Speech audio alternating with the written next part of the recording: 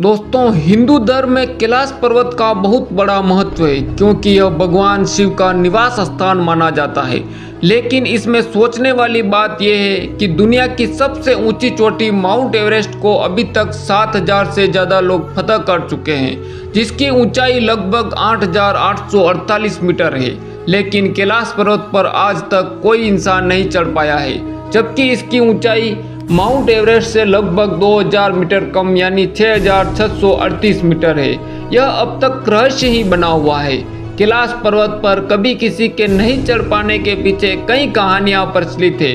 कुछ लोगों का मानना है कि कैलाश पर्वत पर भगवान शिव का निवास स्थान है और इसलिए कोई जीवित इंसान वहां ऊपर नहीं पहुंच सकता। जिसने कभी कोई पाप न किया हो, केवल वही व्यक्ति कैलाश फतह कर सकता है। इस पर्वत की रहस्यमयी दुनिया के चमत्कारों को कोई नहीं समझ सकता।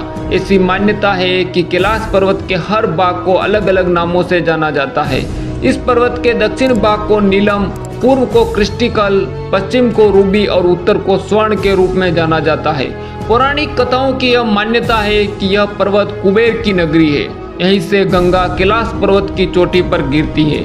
यहाँ से भगवान शिव उन्हें अपनी जटाओं में भरकर धरती पर प्रवाहित करते हैं। ऐसा भी माना जाता है कि कैलाश पर्वत पर थोड़ा सा ऊपर चढ़ते ही व्यक्ति दिशाहीन हो जाता है, क्योंकि बिना दिशा के चढ़ाई करना मतलब मौत को दावत देना है। इसलिए कोई भी इंसान आज तक कैलाश पर्वत पर नहीं चढ़ पाया है। मीडिया रिपोर्ट्स के मुताबिक एक पर्वतारोही ने अपनी किताब में लिखा है कि उसने कैलाश पर्वत पर चढ़ने की कोशिश की थी, लेकिन इस पर्वत पर रहना असंभव था क्योंकि वहां शरीर के बाल और नाखून तेजी से बढ़ने लगते हैं।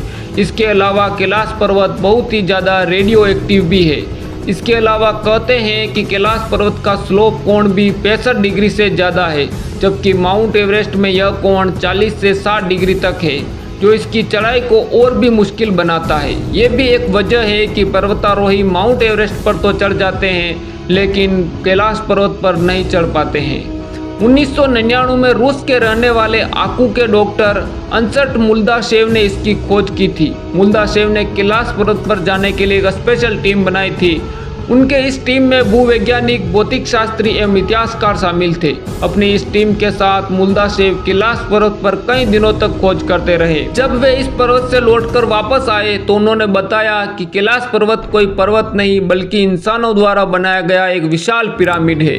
यह पिरामिड प्राचीन काल में बनाया गया था और यह चारों तरफ से छोटे छोटे पिरामिडों से घिरा हुआ है। साथ ही उनका कहना था कि कैलाश पर्वत 100 रहस्यमयी पिरामिडों से मिलकर बना है। कुछ लोगों ने इस तथ्य को सच भी माना था, क्योंकि इस तरह का ढांचा दुनिया में और कहीं पर भी नहीं है। दुनिया के बाकी पर्वतों से यह पर्वत बहुत अलग है। कैलाश पर्वत का आकार चौकोर है, जिस कारण इस पर्वत के 4 मुख हैं जो 4 दिशाओं में फैले हुए हैं।